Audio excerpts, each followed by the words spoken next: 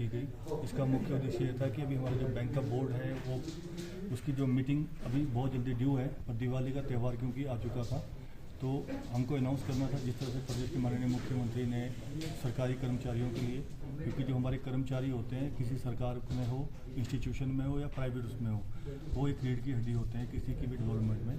तो अपने कर्मचारियों के लिए जो है आज हमने यहाँ पर घोषणा की है कि जो उनका एक्सग्रेशिया बनता है 1 महीने का करीबन 1.5 करोड़ रुपये, और साथ में 1/7/2023 से जो उनका डीए बनता है, डीआरएस अलाउंस करीबन जो है 75 लाख के करीब उसे हमने देने की घोषणा की है। डीआरएस अलाउंस तो उन्हें तुरंत मिल जाएगा। जहाँ तक एक्सग्रेशिया की बात है, जैसे हमारी बोर्ड की मीटिंग संपन्न होगी उसी दिन जो है उसे पारित करके हम जो है एक्सग्रेशिया भी दे देंगे। दूसरा, मैंने बैंक के आंकड़ों के बारे में तो आपको बताया ही है कि बार बार जो है इस बैंक को B+ कैटेगरी में नाबार्ड को रखा गया है।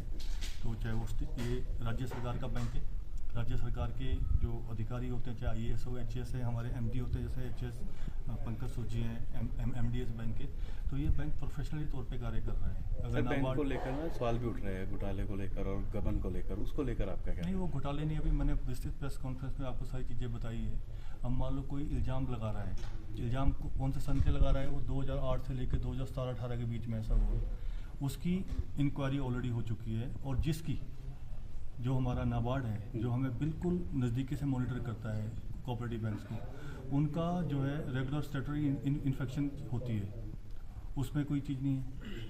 हमारा स्टेट कोऑपरेटिव बैंक ऑडिट करता है, हमारा इंटरनल ऑडिट होता है, कनकरेंट ऑडिट होता है, उसमें कोई इस तरह की बात नहीं हुई है। मैंने अभी कहा था, एक होता है कोई छोटी मोटी गलती बैंक के कर्मियों द्वारा होना, एक होता है फ्रॉड।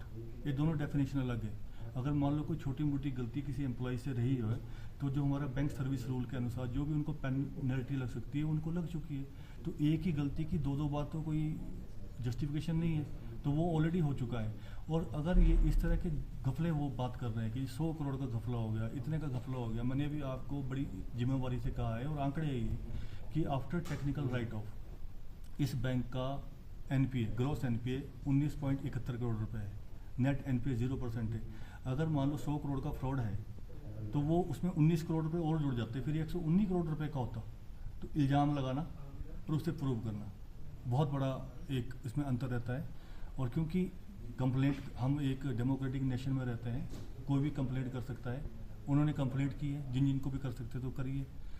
उसको देखते हुए सरकार ने खुद उस कंप्लेंट को AR सोलन को फॉरवर्ड किया है और वहाँ पर इंक्वायरी चल रही है। जिस दिन भी वो इंक्वायरी कंक्लूड हो जाएगी, जो भी इस बैंक के खिलाफ दुष्प्रचार कर रहे हैं उनके ऊपर, या कुछ स्वयंभू मीडिया हाउसेज हैं जो छोटे चैनल अपनी लोकप्रियता बढ़ाने के लिए काम कर रहे हैं, उन सब के ऊपर जो है कानूनी कार्रवाई की जाएगी।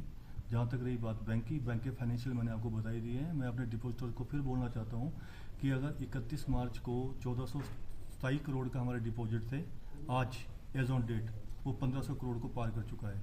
लोन हमारे करीबन 750 करोड़ के करीब हमने लोन दिए हैं। B+ कैटेगरी तो मैंने आपको बताया ही है। और जिस बैंक की रेशियोज अच्छी होती है उसे IRDA ने कॉर्पोरेट एजेंसी लाइसेंस दिया है। CGT MEC लाइसेंस हमें प्राप्त हुआ, जिसमें हम बिना कोलेटरल फ्री लोगों को लोन दे सकते हैं, जो हमारे माइक्रो एंड स्मॉल एंटरप्राइज वाले लोग होते हैं। तो बैंक अच्छा काम कर रहा है, राज्य सरकार के नियंत्रण में यह बैंक है। नाबार्ड इसी को सुपरवाइज करता है, RBI को सुपरवाइज करता है। तो लोगों में पैनिक होने की कोई ज़रूरत नहीं है। और ख़ासकर किसी बैंक के मैं नाम नहीं लूँगा, क्योंकि जो हमारे रेगुलेटर होते हैं, अगर कोई किसी तरह का कोई बैंक में गलत काम होता है या कुछ होता है, वो उनका मसला है, उसमें जोगिंद्रा बैंक का कोई लेना देना नहीं है। पर ये गलती जो उल्टी सीधी जानकारी दे के लोगों को बताना कि जोगिंद्रा बैंक में ये हो गया, वो गलत है। वो मैंने विस्तृत प्रेस कॉन्फ्रेंस में बात कर दी है। और जहाँ तक मैं स्पाटू के अपने मैनेजर्स से भी रिक्वेस्ट करना, ग्राहकों से रिक्वेस्ट करना चाहूँगा कि स्पाटू में कोई कोऑपरेटिव सोसाइटी थी जो लोन वितरित करती थी, उनको जोगिंद्रा बैंक के साथ ना जोड़ा जाए। जोगिंद्रा बैंक की जो फाइनेंशियल ग्रोथ है वो बहुत अच्छी है और हम जो है दिन पर दिन बढ़ रहे हैं। ये बैंक ही एक ऐसा बैंक है जो अपने लोगों को लाभांश दे रहा है, डिविडेंड दे रहा है, तो प्रॉफिट में है बैंक। अगर आज मैंने अपने एम्प्लॉयज़ को एक्सग्रेशिया की बात की है, तो एक्सग्रेशिया प्रॉफिट पे ही दिया जाता है, तो ये प्रॉफिट में है।